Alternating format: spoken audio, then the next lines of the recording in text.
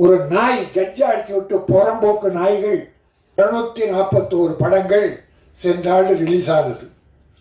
241 படங்கள், பெரிய படங்கள் ஒரு 30, பெரிய பட்ஜெட் 50 கோடி 100 கோடி 200 கோடி, ஒரு 30-40 படங்கள்.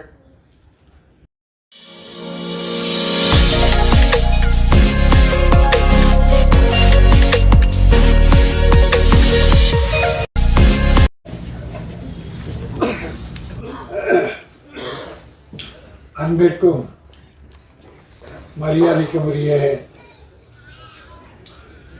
வாழ்த்த வந்திருக்கிற அருமை பெரியோர்களே, தாய்மார்களே, எவ்வளவு கேவலம், எவ்வளவு கேவலம். மனிதா வாழ்கிறான் இங்கே. எல்லோரும் அல்ல, நம் குடும்பம் நல்லா இருக்கணும், எல்லா குடும்பம் நல்லா இருக்கணும். அது பெண்கள் தெய்வத்துக்கு இணையானவர்கள். தாய் என்றால் தெய்வம்.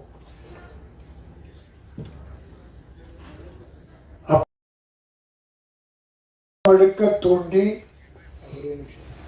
குழந்தை எனும் கரு உருவாக்குவதை விட இந்த கதைக்கு எனும் கருவை உருவாக்கி அதை தன் கணவனை இயக்க வேண்டும், நடிக்க வேண்டும் என்று அனுமதித்த அருமை சகோதரி கௌசல்யா அவர்களே, கௌசல்யான்னு சொல்லும்போது கதை வசனம் மட்டும் எழுதியில்லை, கோ டைரக்டராக கூட ஒர்க் பண்ணியிருக்காங்க. அந்த கவிதை பாடல்கள் எழுதியிருக்காங்க.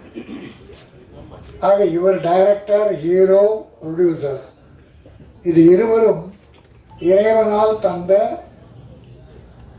குடும்பம் ஒரு பல்கலைக்கழகம் என்பதை போல இது ஒரு கலைக்கழகம், திரைக்கலைக்கழகம். கணவன் மனைவி ஒத்து இப்படி படம் பண்ணியிருப்பது உலக அதிசயம். முதல்ல டைரக்ட் பண்ணவே முன்னெல்லாம் அனுமதிக்க மாட்டாங்க, சினிமாவுக்கே ஒத்துக்க மாட்டாங்க. அந்த காலத்தில் பெண்கள் சினிமானா அவ்வளோ பயம், ஆண்கள் கெட்டுடுவாங்க, சினிமா கெட்டது, சினிமாவை யாரும் போகக்கூடாதுன்னு நம்ம பெரியவங்க தடுத்த காலம் ஒன்று.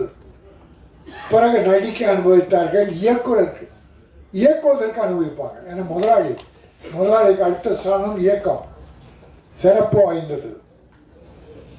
பிறகு அதுக்கப்புறம் தான் நடிக்க அனுபவித்தார்கள். அதுவும் ஹீரோவை நடிக்கணும்னா அடுத்த பெண்களோட தொட்டு தடவி பாடல், ஆடல், பாடல், காதல் என்பதெல்லாம் இருக்கிற எந்த மனைவியும் போலியாக செய்தால் கூட நடிப்புக்காக ஒத்துக்க மாட்டான். ஆனால் கௌசல்யா அனுபவிச்சிருக்காங்க. நீங்கள் ஃப்ரீ ஆக்ட் பண்ணுங்க, இதே 2 பார்ட் எடுத்திருக்காங்க. ஆக அத்தனை திறமை வாய்ந்த அந்த பெண்மணி இருப்பதாலே கதிரவன் நிச்சயம் வாழ்க்கையில் வெற்றி பெறுவார். ஒரு ஆணுக்கு பின்னாலே, வெற்றிக்கு பின்னாலே பெண் இருக்கிறாள் என்று சொல்வதை போல இங்கே கதிரவனுக்கு பின்னால் அவர் மனைவி கௌசல்யா இருக்கிறார். உங்கள் குடும்பம் வாழ்க, உங்கள் கலை பயணம் வெல்க. அதுவும் தமிழ்நாட்டை நம்பி ஒரு தமிழ் படம் பண்ணியிருக்கீங்க இல்லையா? மலேசியாவிலிருந்து படம் பண்ணி தமிழ்நாட்டில் ஆடியோ ஃபங்க்ஷன், படம் ரிலீஸ். ஏற்கனவே மலேசியாவில் படம் நடித்து ரிலீஸ் பண்ணியிருக்கார். அதை தமிழ்நாட்டை, அது மட்டும் இல்லை, 2 பேருமே பேசும்போது அருமையான தமிழில் பேசுகிறாங்க. நீ இங்கே பார்த்தீங்கன்னா தமிழை இங்கிலீஷ் கலக்காம பேசுறதே இல்லை. போன வருஷம் மட்டும் இங்கிலீஷ் டைட்டில் வந்த படங்கள் எத்தனை இருக்கும் யோசிச்சு பாருங்க.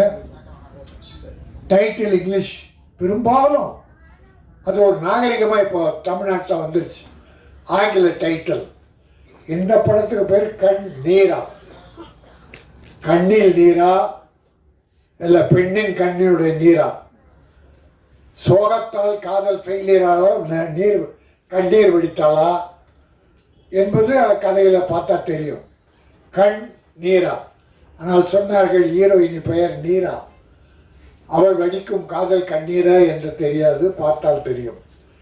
ஆனால் தமிழகத்தில் பெண்கள் சமீப காலத்தில் தொடர்ந்தே ஒரு 10-15 ஆண்டுகளாக பெண்கள் கண்ணீர் அல்ல செந்நீர் வழித்துக் கொண்டிருக்கிறார்கள். அதை கேள்விப்பட்ட நாங்கள் எல்லாம் இரத்த கண்ணீர் பெற்றவர்கள் இரத்த கண்ணீர் வடித்துக் கொண்டிருக்கிறோம். எங்கள் கண்ணில் இப்பொழுது கண்ணீர் வருவதில்லை, செந்நீர் ரத்தம் வடித்து கொண்டிருக்கிறோம். இப்பொழுது கூட ஒரு பல்கலைக்கழகத்தில் ஒரு பெண் பாலியல் பலாத்காரம், அது இன்றைக்கு பெரும் பிரச்சனையாக ஓடிக்கொண்டிருக்கிறோம். தொடர்ந்து இப்பொழுது மட்டும் இல்லை, எந்த ஆட்சி வந்தாலும் இந்தியாவிலே இது அதிகரித்து விட்டது. இது ஆட்சி கோளாறா, காவல்துறை கோளாறா, மக்கள் கோளாறா என்றால் மக்கள் தனிமனித ஒழுக்கம் கெட்டுவிட்டது. காவல்துறையிலே கருப்பு ஆடுகள் நுழைந்து விட்டது. பல ஆட்சியிலே அவலங்களும் நடைபெறுகிறது. அதனால்தான் இப்படிப்பட்ட என் அருமை குழந்தைகள், பெண் குழந்தைகள் பாதிக்கப்படுகிறார்கள். பாலியல் பலாத்காரம் இங்கே வில்லிவாக்கத்திலே ஒரு 5-6 ஆண்டுகளுக்கு முன்னாலே மாற்றுத்திறனாளி பெண், அந்த குழந்தை 7-8 பேர் இளைஞர்கள் என்ற பெயரில் கல்லூரி பெண்கள் பின்னாலே அலைவது, ஒருதலை காதல். அந்த பெண்ணுக்கு தெரியவே தெரியாது, அவ பார்த்தது கூட இல்லை. எவனா ஒருதலை காதல் வச்சுக்கிட்டு ஒரு நாள் திடீர்னு காதல்னோ இல்லைன்னா கத்தியில குத்துறான், திராவம் வச்சிடறான். அநியாயம் நடக்கிறது. யாரோ சிலர் தான், எல்லோரும் அல்ல. இதற்காக நாட்டில் சட்டம் ஒழுங்கு கட்டிவிட்டது என்பதெல்லாம் போலி. இது தனிமனித ஒழுக்கத்தை சார்ந்தது. சட்டம் ஒழுங்கு கட்டிவிட்டது என்றால் ஒரு மாவட்டம் தோறும் பெரிய கலவரங்கள் நடந்து பெரிய இழப்புகள் வரும்போது சட்டம் ஒழுங்கு கெட்டுவிடும். ஆனால் இது கூட நடக்கக்கூடாது. இதை அனுமதிக்க கூடாது. அரசாங்கம் இதில் மிக விழிப்போடு இருக்க வேண்டும். இருக்கிறார்கள், சில நேரம் தெரியாமல் நம்ம சொல்லிட்டா பண்றான். அதெல்லாம் இந்த பல்கலைக்கழகத்திலே பெரிய வளாகம், இந்தியாவில் புகழ்பெற்றது. பல்லாயிரக்கணக்கான மாணவர்கள் படிக்கிறார்கள். யாரோ காதலிக்கிற போது எவனோ அவன் 26 குற்றங்கள் புரிந்திருக்கிறான், வழக்கு இருக்கிறது. அந்த சொறி நாயை, வெறி நாயை அந்த பல்கலைக்கழகத்துக்குள்ளே போய் கொண்டு வந்திருக்கிறது. இதையெல்லாம் தடுத்து நிறுத்த வேண்டும். மகாத்மா காந்தி சொன்னதை போல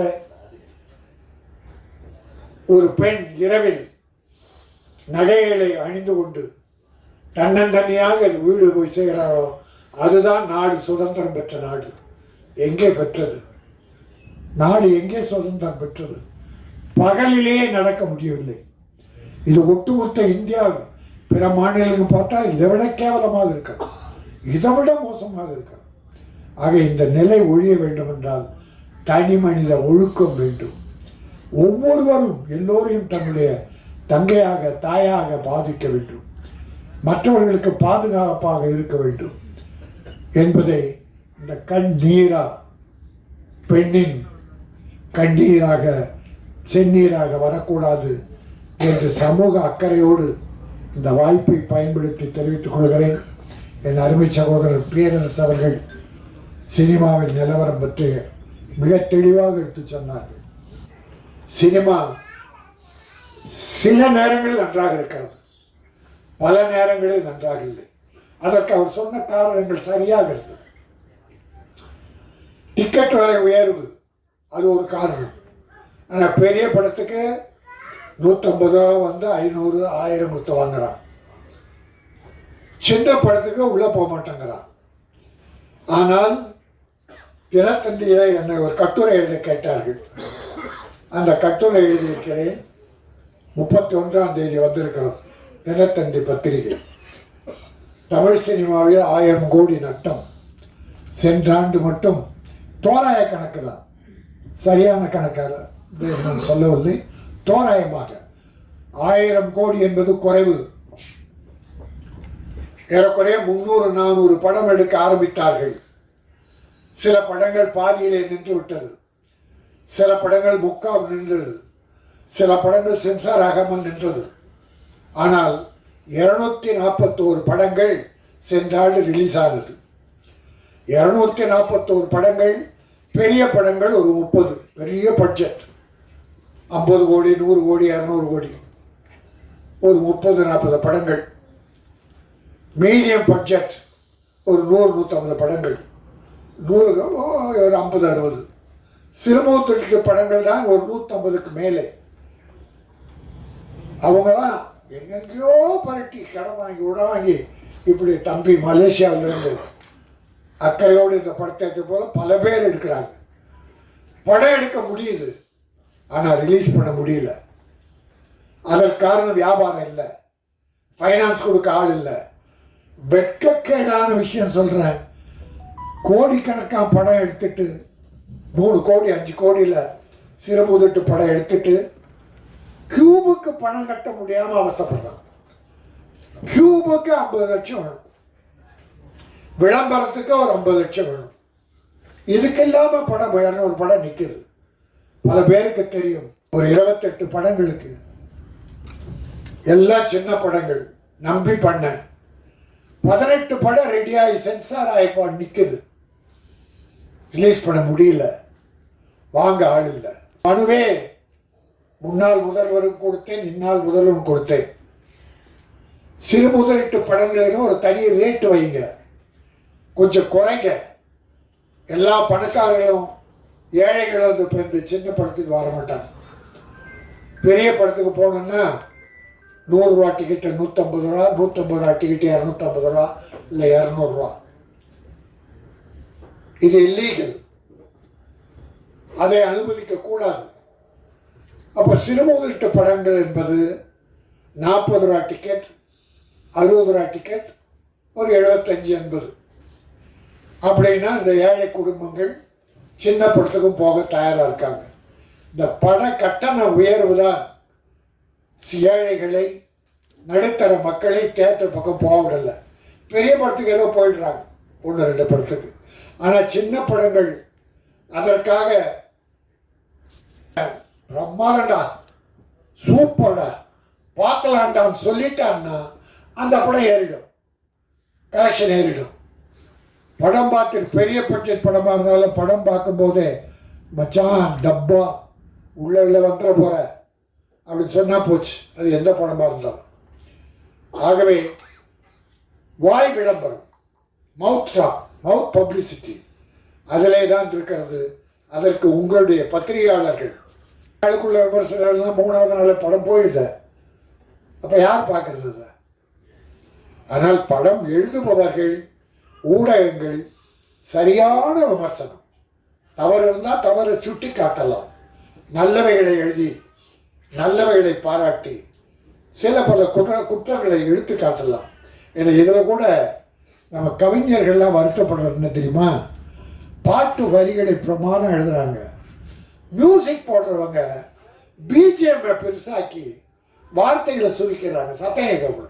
இதில் ஒரு குறை என்னன்னா வார்த்தைகளே புரியல. 2 பேர் உதயகுமார், பேரரசு 2 பேரும் பெரிய கவிஞர்கள், அருமையான கவிஞர். பல பாடல்கள் படங்களுக்கு பாடல் வெற்றி பாடல்கள் இருக்கீங்க. அவங்கெல்லாம் மனம் நோவும்.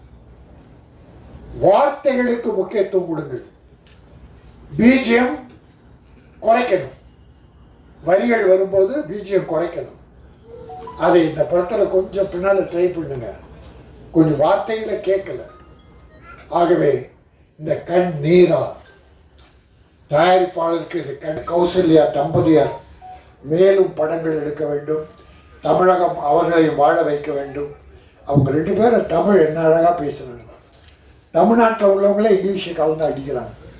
நல்ல சிறப்பாக வெளிநாட்டில் இருக்குவாங்க தமிழகத்து தமிழர்கள் அப்படி அன்பு செலுத்துகிறாங்க, அவ்வளோ விரும்புகிறாங்க நம்ம ஆளுங்களை. ஆனால்